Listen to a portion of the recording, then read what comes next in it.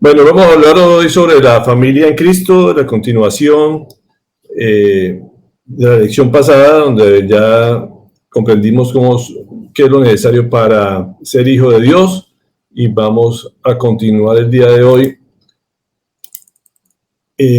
con Efesios 2:19, donde nos dice: ustedes, por lo tanto, ustedes ya no son extraños ni extranjeros, sino conciudadanos de los santos y miembros de la familia de Dios. Y esto es un capítulo bien especial en el sentido de que ahora pertenecemos a una nueva familia. Cuando uno nace de nuevo, ya pertenece, como dice la palabra, a la familia de Dios. Tenemos una familia espiritual que es tan real como la familia terrenal o de carne o de sangre que conocemos. Pero al nacer de nuevo, lógicamente entramos a pertenecer a otro tipo de familia, que es una familia hecha por Dios para que se establezca en su reino, que va a ser por la eternidad. Y vamos a tener algunos beneficios que hoy vamos a tratar de revisar. Recordemos la vez pasada cómo se hace para pertenecer a eso, cómo nos convertimos en hijos de Dios, y el versículo de recordación, y que debemos tener siempre muy claro, está en Juan 1, 2 y 13. Hoy vamos a agregar el 13, donde nos aclara este aspecto. Mas a cuanto lo recibieron, a los que creen en su nombre, les dio el derecho de ser hijos de Dios. Estos no nacen de la sangre, ni por deseos naturales, ni por voluntad humana, sino que nacen de Dios. Así como nosotros no decidimos nacer, no escogimos una familia terrenal, tampoco en la parte espiritual fue voluntad humana, no es voluntad propia, sino fue voluntad de Dios. Él nos quiso que perteneciéramos a su familia y nos permitió conocerlo y aceptarlo como Padre. Así que es sencillamente una voluntad del Señor que hayamos sido escogidos para ser hijos de Dios y convertirnos en parte de su familia. Y este versículo es clave, donde nos aclara este aspecto. Lo importante es recibir y creer, como hemos dicho. Mientras no se hagan estos dos pasos, no podemos pertenecer a la familia de Dios. No solamente hay que creer, sino hay que recibirlo en nuestro corazón y aceptarlo. Y muchas veces pasan los años que donde la gente ni siquiera se ha dado cuenta o no ha querido aceptar que pertenece a esta familia, y seguimos aferrados de pronto a nuestra familia terrenal. Pero tenemos que entender que ya pertenecemos a una nueva familia, y esta va a ser por la eternidad. Hijos de Dios es un término muy especial que el Señor nos ha dado, y que, como digo, a veces pasa nuestra vida sin comprender nuestra identidad, ni nuestra ubicación dentro de ese reino. Tenemos que entender que somos hijos de Dios a partir de ese momento, y, como decía, tenemos beneficios muy especiales por esta nueva identidad que tenemos. Y quiero que siempre lo tengan presente y vivan la vida como hijos de Dios o como hijos del Rey de Reyes. Eso es una particularidad muy especial que el Señor nos ha dado, y que tengamos claro que son una familia en Dios. Aquí no importa la raza, no importa los parecidos, no importa el lugar del planeta donde nos encontramos. Es todos, en cualquier lugar donde se haya aceptado, creído en el Señor, somos de una misma familia. Y estos días recordábamos precisamente, si la epidemia, la pandemia nos hubiera agarrado en cualquier lugar del mundo, seguramente vamos a encontrar personas de nuestra familia en cualquier otro país donde nos identificamos, donde hay algo que nos une, que es el Espíritu Santo, y que seguramente podríamos tener apoyo en muchos aspectos, porque eso es algo que en cualquier parte uno se reconoce como hijo de Dios mientras tenga ese espíritu en nuestras vidas. Gálatas 3:26 nos aclara: todos ustedes son hijos de Dios mediante la fe en Cristo Jesús. Entonces, la fe es la que nos une, la fe es lo que nos identifica como hijos de Dios. Esto es parte del el creer obediente, que vamos a tener una conducta también que nos identifica como hijos de Dios. Gálatas 4, 5 al 7 dice: para rescatar a los que estaban bajo la ley, a fin de que fuéramos adoptados como hijos. Ustedes ya son hijos de Dios, ha enviado a nuestros corazones el Espíritu de su Hijo, que clama, Abba, Padre. Así que ya no eres esclavo, sino hijo, y como eres hijo, Dios te ha hecho también heredero. Y esto es bellísimo, este pasaje, donde, como dice, nos fuimos adoptados por escogencia de Él nos escogió, nos ha hecho sus hijos, y a partir de ese momento, a través del Espíritu, podemos hablar en forma personal. Y este término Abba Padre a mí siempre me encanta, porque es un término donde ya nos acerca muchísimo a Él. Es un término que podríamos pasarlo al español como papito, daddy dicen en inglés, algo así como muy, muy íntimo, muy de confianza, que esta es la facultad que el Señor nos ha dado a los hijos, que solamente tienen derecho a llamarlo así, sus hijos. Fíjense que eso no se encuentra en el antiguo pacto, donde era simplemente su pueblo. Aquí ya somos parte de la familia de Dios, y eso a partir del nuevo pacto, donde a través del Espíritu Santo nos da esta facultad de llamarlo papito. Y como dice ahí, como somos hijos, también somos herederos. Y eso es una gran bendición de poder contar, poder saber que somos herederos de todas las riquezas en Cristo Jesús. Entonces, si ustedes pueden, su mente les da algo para imaginarse las riquezas en la gloria de Dios, pues ese es el derecho que tenemos como herederos. Y esto es una particularidad muy especial que el Señor nos ha dado en el nuevo pacto, de que tenemos nuestro Abba Padre. Es un término, como digo, que no se conocía hasta que vino el Señor Jesús, y Él mismo nos dice, ahora ustedes pueden llamarlo papito. Ustedes ven muchos nombres en el Antiguo Testamento con los cuales se identificaba a Dios, y siempre la relación se ve un poco más distante, pero a partir de que el Señor Jesucristo rompió el velo del templo, nos dio ese permiso, ese acceso a nuestro Padre, a nuestro papito Dios, y es algo muy especial para todo el pueblo de Dios. No solo, no el pueblo de Dios, sino para la familia de Dios. Y esto es un gran beneficio que tenemos al haber sido escogidos por Él. ¿Qué clase de cosas dará nuestro Padre Celestial a sus hijos? Él mismo nos lo contesta, Jesucristo mismo nos lo dice en Mateo 7, 9 al 11, y nos recuerda quiénes somos. Dice, ¿quién de ustedes, si su hijo le pide pan, le da una piedra? O si le pide un pescado, le da una serpiente. Pues si ustedes, aun siendo malos, saben dar cosas buenas a sus hijos, cuánto más su Padre que está en el cielo dará cosas buenas a los que le piden. Y es una muy buena comparación, porque nos identifica también a los padres terrenales como padres malos. O sea, nosotros somos padres imperfectos, padres que nos falta mucho por parecernos a nuestro Padre Dios. Y es muy cierto lo que dice aquí. Cualquier cosa que un hijo le pide a uno hace hasta lo imposible por darle gusto, siempre y cuando uno sepa que es para su beneficio. Pero siempre tratamos de darle lo mejor que podemos a nuestros hijos. Creo que todo padre, como algo muy natural, se esfuerza y se goza de darle las cosas que su hijo desea, y que lógicamente sabe que van a ser para su beneficio. Entonces, imagínense nuestro Padre Dios, si no lo va a hacer. Él se goza dándonos todo, cubriendo todas nuestras necesidades, siendo nuestro proveedor, nuestro protector, y eso es algo que siempre tenemos que estar presentes, que Él está atento a nuestras necesidades. Aquí un pasaje un poco extenso, pero es una promesa que Él quiere suplir nuestras necesidades básicas. También está en Mateo 6, 25 al 34. Y nos dice, por eso les digo, no se preocupen por su vida, qué comerán o beberán, ni por su cuerpo, cómo se vestirán. ¿No tiene la vida más valor que la comida, y el cuerpo más que la ropa? Fíjense en las aves del cielo, no siembran ni cosechan ni almacenan en graneros, sin embargo el Padre Celestial las alimenta. ¿No valen ustedes mucho más que ellas? ¿Quién de ustedes, por mucho que se preocupe, puede añadir una sola hora al curso de su vida?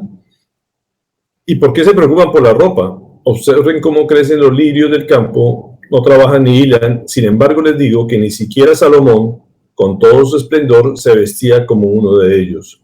Si así viste Dios a la hierba que hoy está en el campo y mañana es arrojada al horno, ¿no hará mucho más por ustedes, gente de poca fe? Así que no se preocupen diciendo qué comeremos o qué beberemos o con qué nos vestiremos. Los paganos andan tras todas estas cosas, pero el Padre Celestial sabe que ustedes la necesitan. Más bien busquen primeramente el reino de Dios y su justicia, y todas estas cosas les serán añadidas. Por lo tanto, no se angustien por el mañana, el cual tendrá sus propios afanes. Cada día tiene ya sus problemas.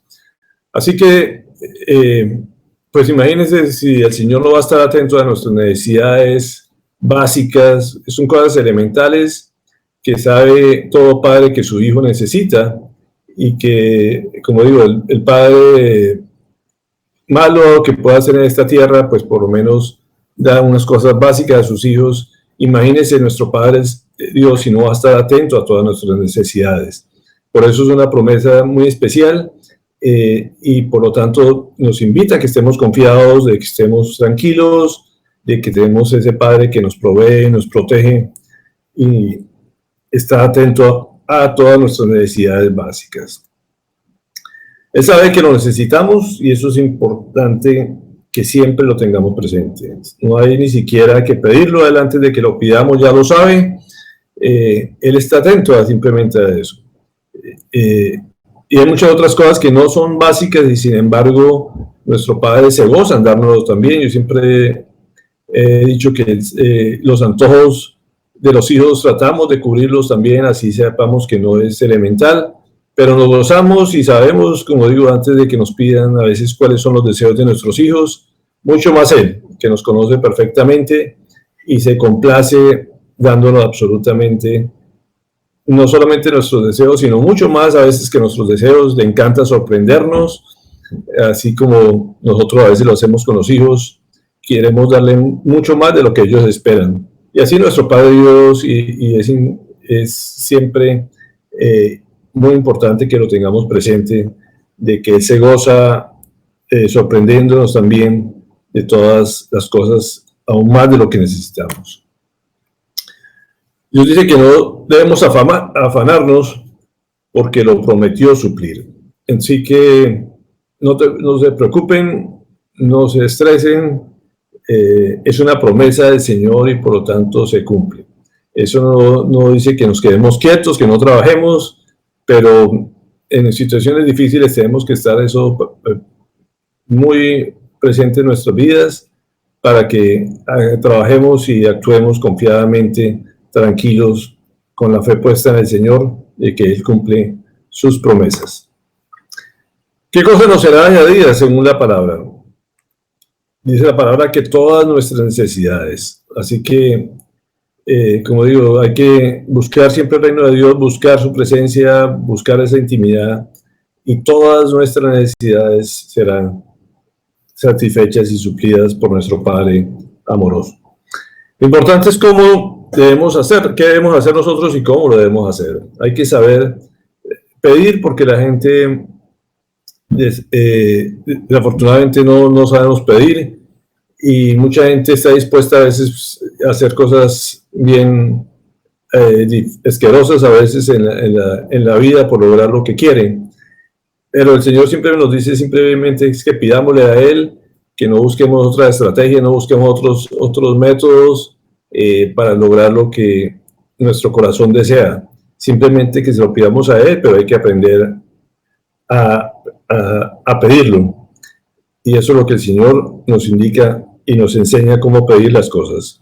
Creo que sobre todo los que tienen hijas, los padres saben cómo a veces las estrategias que ellas hacen para lograr sus objetivos, y creo que es importante que todos aprendamos a hablar de la misma manera a nuestro Padre Celestial, con alabanzas, con elogios, dándole su lugar, así como a veces instintivamente a veces hacen las niñas con sus padres, y todo lo logran. Como digo, los padres se derriten por sus hijas y se gozan dándole todo lo que quieran. Los hombres a veces somos más parcos, somos más más directo en nuestras cosas, en nuestras peticiones, y sin embargo también los hijos varones logran lo que desean cuando el padre está dispuesto siempre a darle los deseos de su corazón.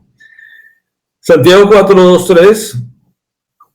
Si alguien tiene alguna pregunta, con mucho gusto o un comentario, con mucho gusto lo podemos hacerlos en cualquier momento. Santiago 4:2-3 dice, no tienen porque no piden, y cuando piden no reciben porque piden con malas intenciones para satisfacer sus propias pasiones. Y eso nos responde a veces por qué no recibimos cosas. Como dice, lo primero es porque no pedimos, y segundo, no sabemos para qué pedimos o con qué intenciones las pedimos. El Señor sí sabe a veces las intenciones, nos conoce mucho mejor que a veces nosotros mismos, y como dice, muchas veces por satisfacer simplemente pasiones y de nada sirven para la obra de Él. Y a veces, como digo, no, por más que pidamos, por más que insistamos, por más que roguemos, a veces el Señor no acepta, y muchas veces sí acepta. Como dice, nos da mucho ejemplo en la Biblia que cuando uno pide por insistencia, a veces termina cediendo a sabiendas que de pronto no hacen todo lo correcto, como les decía, como a veces nos pasa con nuestros hijos, cuando insisten, muchas veces uno cede también a sabiendas que a veces no siempre es lo mejor o lo que uno quisiera. Y el Señor nos dice que de todos modos es bueno insistir, pero también es importante someternos a la voluntad de Él, sobre todo, y como lo dice en el modelo de oración que el Padre Nuestro, hay que pedir conforme a la voluntad de Él y no a la nuestra. Si nos sometemos a la voluntad de Él, sabemos que siempre va a ser para nuestro beneficio y va a ser mucho mejor que muchas veces lo que nosotros pedamos. Así que es importante tener claro que debemos pedir siempre bajo la voluntad de Él y no la nuestra. Aquí hay unos ejemplos de pronto graciosos para que miren las gráficas, identifiquen a veces que no siempre sabemos pedir.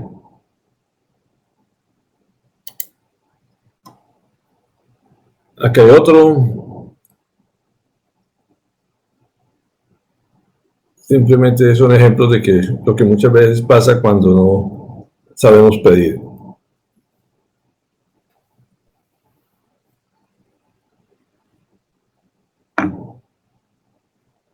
¿Listo?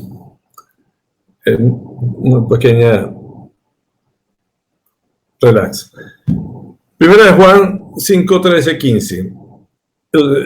Como le decía, lo importante es pedir conforme a la voluntad de Él. Creo que es la forma más segura de que las cosas nos salgan bien. Esta es la confianza que tenemos al acercarnos a Dios, que si pedimos conforme a su voluntad, Él nos oye. Y si sabemos que Dios oye todas nuestras oraciones, podemos estar seguros de que ya tenemos lo que hemos pedido.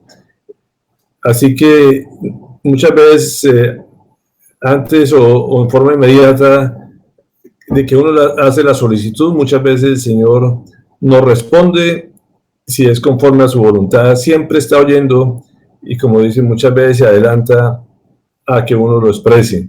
Él está pronto siempre a contestar las oraciones y ya es importante saber y tener la confianza de lo que Él nos escucha y que vamos a obtener lo que se ha pedido siempre y cuando se ajuste a su voluntad. Y esta relación es muy significativa y así lo tenemos que tratar al Señor. Es una relación de padre e hijo con un padre perfecto, amoroso, que está siempre dispuesto a dar lo mejor de sí para nosotros. El Salmo 37:4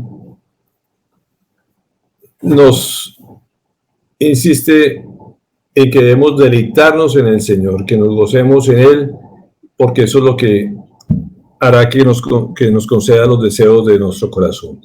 Ese deleitarse es gozarse en Él, como les decía, el ejemplo típico de las niñas cuando se gozan con su papá, cuando lo abrazan, cuando lo cuchichean, cuando siempre es un modelo bien importante a seguir. Y así debería ser nuestra relación con nuestro Padre, es deleitarnos en Él. Y si lo hacemos, seguramente Él nos va a dar lo que nuestro corazón desea, como digo, mucho más allá de nuestras necesidades básicas, en esos caprichos que a veces nos ocurren.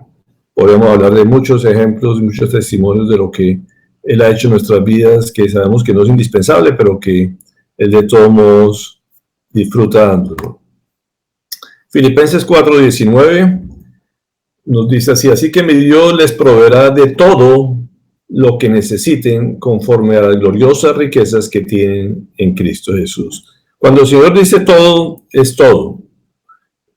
Y cuando podemos entender, o como decía, si la mente pudiera acercarse a lo que son las gloriosas riquezas en Cristo Jesús, pues se nos vuelve algo infinito.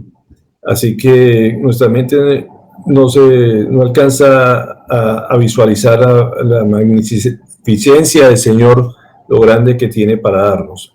Así que esa es la confianza que debemos tener permanentemente. Así que apropiense de las bendiciones, porque son suyas o nuestras en este caso. Es importante apropiarse de esas bendiciones que el Señor tiene para nosotros. ¿Hasta aquí alguna pregunta? ¿Hasta algún comentario? ¿Algún testimonio? ¿Todo claro? Nadie levanta la mano. Así que sigamos, y espero que hasta aquí todo esté muy claro. Seguimos a la otra parte de la familia. Como toda la familia, así hay un padre y hay unos hermanos. Tenemos que mirar un poquito la relación de nuestros hermanos, que el Señor también se preocupa por eso, de que no somos unigénitos, sino que pertenecemos a una gran familia, como digo, que está distribuida en todo el planeta Tierra. En todas partes encontramos hermanos con los cuales nos identificamos. ¿Por qué? Porque nos parecemos a nuestro Padre. Esa es la mayor característica. Hay un pasaje bien especial en el que precisamente la familia terrenal busca a Jesús, y en medio de esa aglomeración les avisa a Jesús que su madre y sus hermanos están buscándolo. Y él contesta de una forma muy especial: ¿quiénes son mi madre y mis hermanos?, replicó Jesús. Luego echó una mirada a los que estaban sentados alrededor de él y añadió: aquí tienen a mi madre y a mis hermanos. Cualquiera que hace la voluntad de Dios es mi hermano, mi hermana y mi madre. Esa es la verdadera familia, como nos muestra Jesús. La familia espiritual es la verdadera familia, por encima de la familia terrenal. Hay muchos pasajes donde el Señor también nos dice: quien no esté dispuesto a dejar a padre y madre, quien no esté dispuesto a dejar a hermanos, no es digno de ser de esta familia o ser mis discípulos. Así que la familia espiritual bíblicamente es muy superior a la familia terrenal, y creo que es una vivencia cada día en nuestras vidas de que es una realidad, de que es así, y siempre terminamos compartiendo más tiempo y amándonos más entre los hermanos espirituales y con los mismos hermanos en la sangre. Así que esa es la verdadera familia, como Jesús lo explicó. Quien hace la voluntad de Dios es nuestra familia y es nuestro hermano. Marcos 12:31-33 dice: el segundo mandato es: ama a tu prójimo como a ti mismo. No hay otro mandamiento más importante que estos. Bien dicho, maestro, el rabino respondió el hombre. Tiene razón al decir que Dios es uno solo y que no hay otro fuera de él. Amarlo con todo el corazón, con todo el entendimiento y con todas las fuerzas, y amar al prójimo como a uno mismo, es más importante que todos los holocaustos y sacrificios. Esto es un mandamiento del Señor, que lo amemos a Él sobre todas las cosas y que amemos a los demás hermanos como a nosotros mismos. Es un mandato de Dios que, como decía, el segundo mandamiento que Dios establece, en donde resume toda la ley, es: a esa persona que hace la voluntad de Dios tenemos que amarlos como a nosotros mismos, estar dispuestos a cumplir toda la ley en ellos, como dicen: no vamos a matarlos, no vamos a robar, no vamos a hacer nada que le ocasione daño. Y esto es mucho más importante que cualquier tipo de sacrificio que podamos hacer para agradar a Dios. Dios se goza cuando amamos a los hermanos. Dice precisamente que si hay alguien que tengamos que ayudar es primero los de la familia, de la fe, y después sí a los demás. Así que tenemos que estar muy atentos a esto para cumplir la voluntad de nuestro Padre, de amar a nuestros hermanos o a la familia de la fe. Es una decisión, como digo, que siempre hay que tomar muchas veces, si a quién ayudamos, a quién beneficiamos. Lo importante es que al que no es de la familia, más bien hacerlo convertir a la familia y después sí darle lo que más necesite, cualquier otra cosa que necesite, pero lo que más necesita es la salvación y pertenecer a la familia de Dios, y esa debería ser nuestra prioridad. Hay unas claves que el Señor nos da para amar al prójimo que podríamos aquí rápidamente revisarlas para poder entender y aplicar cada día nuestras vidas para llevarnos muy bien entre los hermanos. Sabemos que, como en toda familia, a veces la relación entre los hermanos es complicada, pero precisamente el Señor nos da unas claves, unos versículos para que podamos llevar la vida lo mejor posible entre los hermanos. Primero hay que tener sabiduría, segundo hay que tener imparcialidad y tercero, consideración. Vamos a mirar básicamente estos 3 puntos. ¿Sabiduría para qué? Sabiduría para escuchar. La comunicación es fundamental entre los hermanos y muchas veces los problemas resultan de esta falta de sabiduría para saber escuchar. Santiago 1:19 nos dice: mis queridos hermanos, tengan presente esto, todos deben estar listos para escuchar y ser lentos para hablar y para enojarse. Creo que todos debemos ser conscientes de que la mayoría de conflictos entre los hermanos, muchas veces por querer imponer una posición, por hablar más de la cuenta o por enojarnos por cosas que no debiéramos enojarnos. Y el Señor siempre dice: escuchen primero, mediten, analicen las cosas, pásenlo por el filtro espiritual y después sí tomen decisiones. Y eso es lo que el Señor nos habla como una fórmula para evitar conflictos entre los hermanos. ¿Cuántas discusiones, cuántas enojos no nos evitaríamos si escucháramos atentamente lo que las otras personas quieren decirnos, quieren hacernos conocer, y no tratar de poner nuestras posiciones por encima de los demás? Enseguida nos dice que debemos ser sabios para hablar. Ayer precisamente habla de Santiago capítulo 3. Es uno de los órganos más difíciles de controlar. Como dice la palabra, debemos ser tardos para enojarnos, tardos para hablar, lentos para hablar. Y es una de las cosas que más deberíamos practicar o ejercer, ese dominio sobre la lengua. Es uno de los órganos que más músculos tiene y a veces es más difícil de controlar, pero es del Señor que cerremos la boca lo más que podamos y podamos evitarnos cometer errores con lo que decimos. Todo el capítulo 3 de Santiago nos habla de esto, así que les queda a quien de tarea en su casa para repasarlo, y es una cosa que deberíamos tener siempre presente en nuestra mente. Ser sabios para hablar. Tenemos que también aprender a callar, ser sabios para callar. La palabra nos dice que hay tiempo para callar y hay tiempo para hablar. Así que, como dice Eclesiastés, es mejor a veces quedarse con la boca cerrada cuando las cosas no son para edificación, para hacer crecer, para elogiar a las demás personas. Entonces, si no hay nada bueno que decir, mejor quedarse callado. Esta es una buena recomendación que el Señor nos da para evitar conflictos entre los hermanos. El segundo punto es la imparcialidad, y esto tiene que ver con ser justos. Proverbios 18-17, en Proverbios nos da muchos ejemplos de que debemos ser imparciales dentro de los hermanos y evitar los juicios innecesarios. Dice, el primero en presentar su caso parece inocente hasta que llega a la otra parte y lo refuta. Siempre para llevar la vida tranquila tenemos que oír las dos versiones, no solamente confiarnos con lo que una persona nos dice.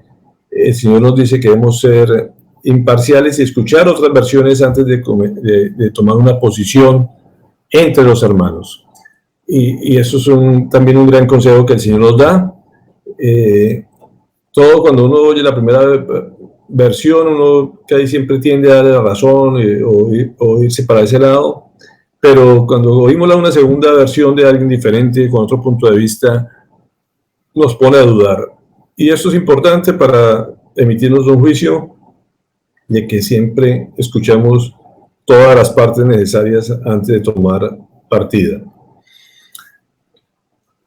Por último, debemos ser considerados, y esto tiene que ver con Mateo 7, 1, 5, nos dice, no juzguen a nadie para que nadie los juzgue a ustedes, porque tal como juzguen, se les juzgará, y como la medida que midan a otros, se les medirá a ustedes. ¿Por qué te fijas en la astilla que tiene tu hermano en el ojo y no le das importancia a la viga que está en la tuya, en el tuyo? ¿Cómo puedes decirle a tu hermano, déjame sacarte la astilla del ojo, cuando ahí tienes una viga en el tuyo?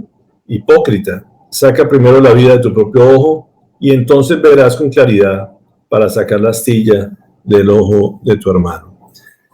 Creo que si practicáramos este tipo de consideración de los demás, de no creernos superiores, nos evitarían muchos inconvenientes y problemas dentro de la iglesia y dentro de la familia del Señor.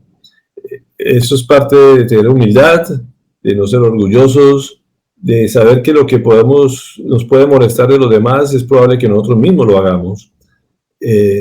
Y no nos damos cuenta de la molestia que eso genera en los demás. Así que el Señor lo que busca con esto es que llevemos la vida en paz, en tranquilidad, que nos gocemos y nos disfrutemos entre los hermanos.